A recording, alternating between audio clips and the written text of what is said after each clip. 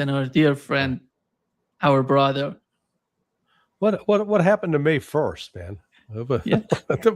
4 days already elapsed in May. Good Lord. Welcome back, Larry. Yes, you coerced me to be here. I'm here against my will. Help! I'm being held hostage. Okay. Because you're part of the Strait of Hormuz right now in the hand of Iranians. Yeah. I'm doing my own blockade. Larry, let's start with, what Reuters reported. We know that yesterday, Donald Trump, last night, he announced Project Freedom. And he said that he's going to escort the ships to pass through the Strait of Hormuz. And today we've learned from Reuters that Iran fired 2 anti-ballistic missiles as a warning at the USS Canberra, is LCS-30 in the Persian Gulf. It was this morning. Mm-hmm. What is happening in the Strait of Hormuz, Larry? Hey, Iran's got it shut down, and the United States is trying to figure out if he can get it open, which he can't. But that's that's what it's saying. I'm looking up a picture of the USS Canberra. Yeah, so it's listed as a heavy cruiser, or a guided missile cruiser. It's some kind of destroyer, or yeah, it's a little smaller than a destroyer, but it is. So this guided missile. Normally, these are attached to a carrier strike group. Now, we gotta look at the deck configuration that has these vertical launch systems. So it's like tubes that are in the deck of the ship. Those have to be preloaded before that ship sailed out of, came out of Norfolk or wherever. They loaded the missiles in, and they had at that point to make a choice. Do we load offensive missiles or defensive missiles? Do we load missiles like a Tomahawk, or do we load something like a PAC-3? It uses a different kind, but a missile for air defense. So it's not like they got to sea and yesterday decided, hey, we're going to load you up to go with offensive missiles. No, this has to be done in advance. So that's what I mean. When you consider that if they're putting these kinds of ships into the Strait of Hormuz, equipped with rockets or missiles that are offensive in nature, this was planned in advance. This is not a last minute thing. This wasn't they just decided to do this. They've been planning to do this, and I think that's an important distinction. Yeah, the other incident today was the attack. It's some sort of attack on a South Korean ship. I don't know where it was. It seems that it was at some of these ports in the UAE, and they wanted to do something there, or to. Are you referring to the oil tanker? Was it called ANCO or something like that? Yeah, they call it. It's from a company, South Korean company, HMM. It's called HMM, and the company itself, they put out a note. They're saying a fire broke out on a cargo ship belonging to a Korean ship company. They're saying that it's not yet clear whether the fire was caused by an attack or an internal fire. But the other reports show it was some sort of attack by drones or maybe missiles. Mm-hmm. And here is the reality. Here is what IRGC put out today. And they're talking about the blockade, this zone that the blockade of the Strait of Hormuz is happening, the regime, the new mechanism defined by Iranians. Mm-hmm. It goes all the other, you look at the right side, the line, that yellow line on the right side, it goes to the Fujairah, one of the important ports of the UAE to export oil. Mm-hmm. Not only Fujairah, it's Horfakan as well, two important points when it comes to the exports of the UAE. It seems that Iran is controlling the whole area. And that South Korean ship, was in this area, close to the UAE, and that's why they got hit, because they were somehow, crossing the red lines defined by the new mechanism in the, Strait of Hormuz. Yeah. No, this is Iran is definitely challenging the United States back, and the United States, they don't have a plan, or whatever plan they have. I would question that it can. There is no successful plan. Let me put it that way. Because to fully open, what do we mean when we say open the Strait of Hormuz? That a ship can transit that strait without fear of getting blown up or hit by a missile. Okay? So you have to eliminate the ability of Iran to put any mines out there, to have any underwater drones, to have any mini submarines with torpedoes, to have any maritime drones that are on top of the water, to have any fast boats with a crew which can launch missiles against a ship, to have aerial drones, to have coastal defense cruise missiles, and to have ballistic missiles, both short range, intermediate range ballistic missiles. Boy, that's what you call a multi-layered system for defending that strait. And to take that out, to ensure that they couldn't fire a missile at you, would mean that you'd have to penetrate 150 miles into Iran at least, to caves and underground cities where they could launch those missiles from. So there is no simple way to do this. And so that's why, when Trump's talking about, we're gonna send in the Navy to open it up. What's the Navy going to do other than provide a big fat target for the Iranians to hit? Yeah. Following the escalations today, Larry, the United States is saying right now the rules of engagement for U.S. forces in the region being changed to strike immediate threat against ships that cross the strait, like IRGC fast boats and Iranian missile positions. And this is the new. Do you consider it as a new escalation, and we are somehow gradually getting there? Yeah, I mean, this is a bit of a ruse by Trump. He declared on Friday that the end of hostilities, we've won the war, and claiming that this is not just a pause, but that they've won the war. That was Operation Epic Fury. That's over. But now we got this Operation Project Freedom. That's new. So, just changing the name of it doesn't necessarily change what all your military forces are there to do. This, think through the practicality of, unless the United States pre-coordinates the movement of ships that are stuck there in the Persian Gulf right now, it's going to be difficult for it to have to get on scene in a timely manner. So let's say they're sitting there at Al Dhafra Air Force Base, south of Dubai, and call comes in that Iran is boarding a ship, a tanker just north of the Strait of Hormuz. So you got to scramble the jets, fly out there, get the location, and then what do? If they boarded a ship, you're not going to bomb the ship, because you're doing the Iranians' work for them, if you will. In fact, Iran's not trying to destroy the ship; they're trying to just take control of it and its cargo or its crew.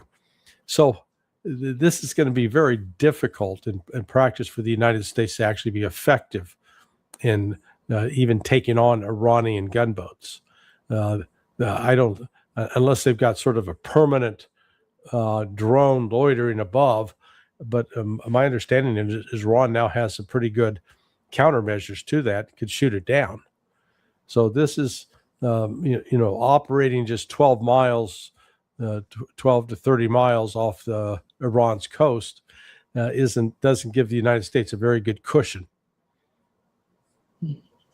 The other reports, Larry, show multiple U.S. Air Force refuelers they're seen above the Persian Gulf and the Gulf of Oman refueling U.S. fighter jets to enforce the new engagement rules, as it was mentioned. What is that, Larry, and how far they can go when it comes to this? I would say if they go above these GCC countries, because it's part of the war. Then again, we're going to get to the back. They're going to hit the targets in these countries because they're using the airspace of GCC countries. If they go above the Persian Gulf, close to the Strait of Hormuz, they're going to get to the area that is more dangerous for these fighter jets. How is that going to work for them? Well, I mean, that's what they got to keep in mind. Are they trying to escalate this now immediately to hot? I think what I've heard is they're going to wait probably till later this week. The smart move for Trump, in order not to affect the markets adversely, is wait until Friday afternoon, at 4:30, which would be, 4:30. That's so that'd be about 1:00 in the morning in Tehran to start launching, new attacks. I think this is ultimately going to culminate in new airstrikes, even though even Admiral Brad Cooper reportedly in private has advised against it. I think that's where Trump's going to wind up doing that. I think the odds are high this will go kinetic again. Now, my friend Ray McGovern was hopeful that Putin's warning to both Israel and the United States last week will have an effect in keeping them from re-engaging. But, I don't think Trump and Bibi were going to listen. And so I think this has the potential really to escalate again. There are two things, Larry. One of them is the communication that you've mentioned between Vladimir Putin and Donald Trump. And the other thing is that Donald Trump wants to go to China. He wants to show some sort of, power when he gets there, he has some cards in his hand, to play with Xi Jinping. But the problem is that Xi Jinping, I don't know if you saw the latest move on the part of China, it comes to the refineries who are working with Iran. The government in China said, we're supporting you. Go ahead and do your work. Sanctions are not going to influence you because we're backing you. This is the new, it's important, it's bold, and nobody's talking about it. Yeah, no, it was, China's made it very clear. It told the United States, screw off. You're not going to tell us what to do. We're not paying attention to you. I doubt that Trump is going to make that trip to China. In fact, Xi Jinping as well. They've, I couldn't believe this when I heard it, but they're reportedly saying that China is banning any receipt of shipments that go through the Panama Canal because the United States has booted the Chinese companies that were managing that.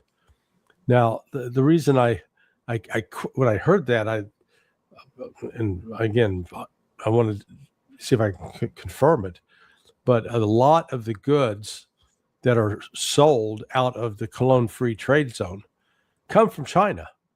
So the question is, how are those goods going to get into the Cologne Free Trade Zone? And a lot of those goods are sold in Central, South America, and the Caribbean. So from that standpoint, I that's why I question that report. Yeah.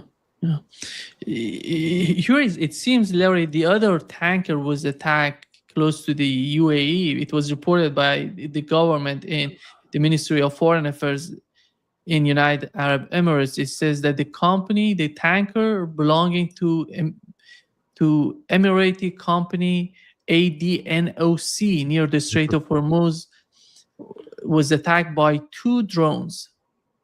And they said it was empty. Yeah. Because in this report that I'm reading, they didn't mention that. And maybe that you know better because it wasn't mentioned in this. The other thing, Larry, you look at the surface.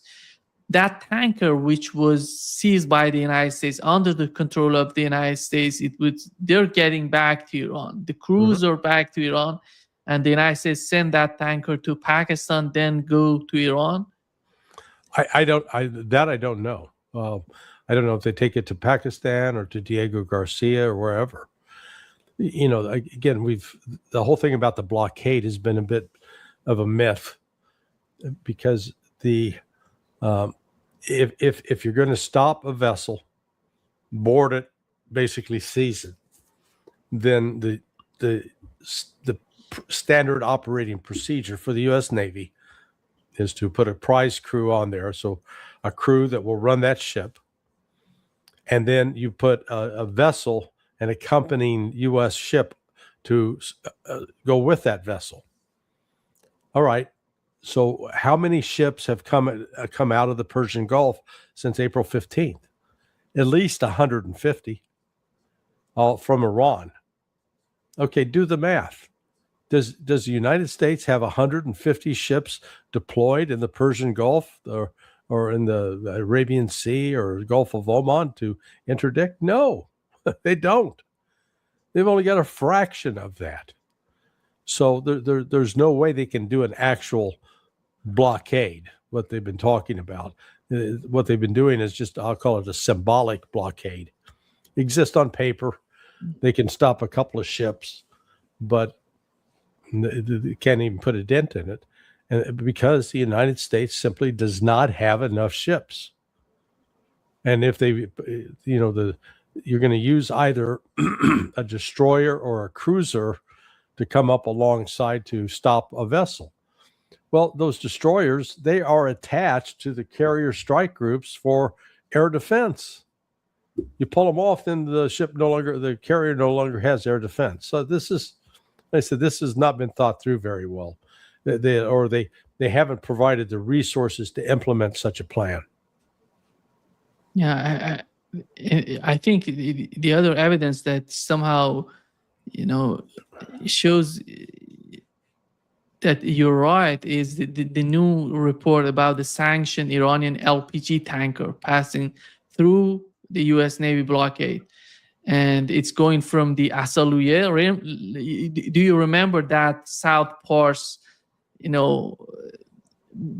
oil facility that was targeted during the war? Right. And close to that facility, there is a new tanker going there, and and just passing through the Strait of Hormuz and getting out of this Oman, and getting to the I don't know what is the destiny of this tanker, but it seems that they could pass through the blockade, which it shows. I don't know if they're doing this by deliberately, the United States, because of the market, is doing this, or they're just simply they don't know what to do, or they don't have the ability to control all of this. No, they don't have the ability to control, because look, that ship, when it came out of the Iranian port, I'm sure it sailed, it was say 12 miles offshore, and it just, as it sailed along, just stayed 12 miles offshore until it gets to its Indian Ocean, or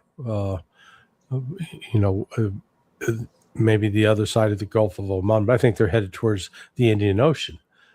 The U.S. ships are not going to come within 200 miles of the Iranian coast. If they get in like 180, 150 miles off, they are then in range of Iranian ballistic and cruise missiles and drones.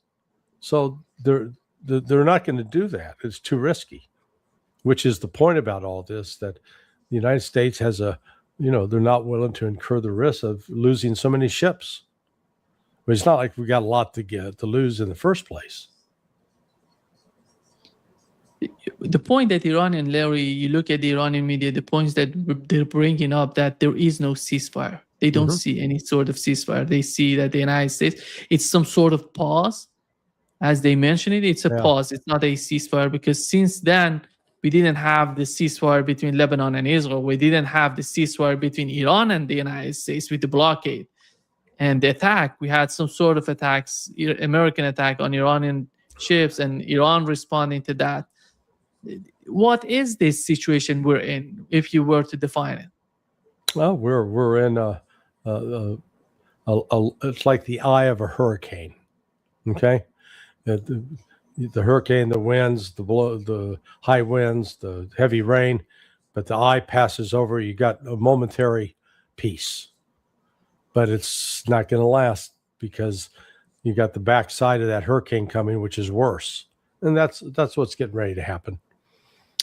Israel's struggling to figure out what it's wanting to accomplish in Lebanon, and the Zionist government is just out of control. And so if they now try to expand the war, go back to bombing Iran's going to turn around and bomb the daylights out of Israel, and it will be bad. And the Israelis will be back to living in bomb shelters like they were for 5 weeks. Israel's been very careful to cover up the amount of damage that was done during those 5 weeks, but you got to be convinced it was far worse than anything they experienced during the 12-day war. And during the 12-day war, there were significant damage done to a variety of facilities and installations, military and industrial, scientific, etc. So no, this is I think this is going to heat up again, and it's not going to. Perhaps the only thing that will stop it will be an global economic collapse, because I think that is coming. The February 28th essentially lit the fuse on a bomb, and the fuse burns and burns and burns and burns, and then finally, when it gets finishes its course, it explodes, and it comes relatively suddenly. And I think that's exactly what we're going to see. We're starting to see that with the oil market.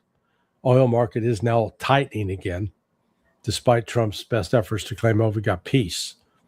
And, I was looking, the Brent was up now to 111, 112. So, this starts having a cascading effect because it raises the prices on everything. Larry, do you see the possibility of having a new false flag operation? Because Israel is somehow itching to continue this war, but they don't want, in my opinion, they don't want to fight it against Iran. They want the United States to go ahead and fight Iran.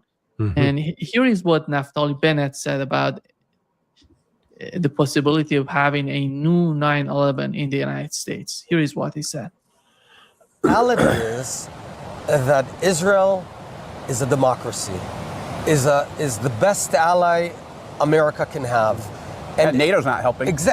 Imagine for a moment we don't exist, okay? And you've got the Middle East festering with jihadists and Al-Qaeda type and ISIS and Hezbollah. We know what'll happen. They're going to hit the Twin Towers, 9/11. You were in New York when that happened. I was in Manhattan when it happened. I saw those buildings on fire. That's what happens when you say the Middle East isn't our problem, we don't care. So the radical Islamists will come to the big Satan, to Manhattan, to California, to America, but with nuclear ballistic missiles. And by having Israel, you do not need to send hundreds of thousands of boots on the ground, because we, Israelis, are 10 million boots on the ground, always here. Yeah. This aircraft carrier called Israel is not going anywhere. We're here to stay. We're not asking, and we never asked America to fight for us. We're fighting right now in the air together. We can defend ourselves. We do need America to have our back. It's unbelievable. Yeah. The level of lies that he's spreading right now. Well, number one, he ignores the fact that Israel, along with the West, has been funding many of these radical Sunni groups.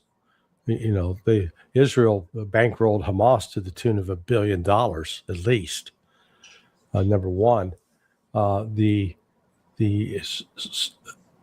radical Islamic Sunni terrorism that's been directed against the West had as its foundations the fact that the United States had its troops in Saudi Arabia and was invading other countries in Saudi and throughout the Middle East. So it was a reaction to our actions, what we did from initiating. The real other lie in this is that it's been Iran that's been spreading terrorism. Absolutely not true. I mean, it's just that fundamentally not true. The numbers don't back it up. All you have to do is simply look at the State Department annual report. The latest one should be out by now, country report on terrorism for 2025. This is, what Bennett sort of hints at, though, is without the United States, Israel cannot continue its genocide and its genocidal tactics against other peoples in the region.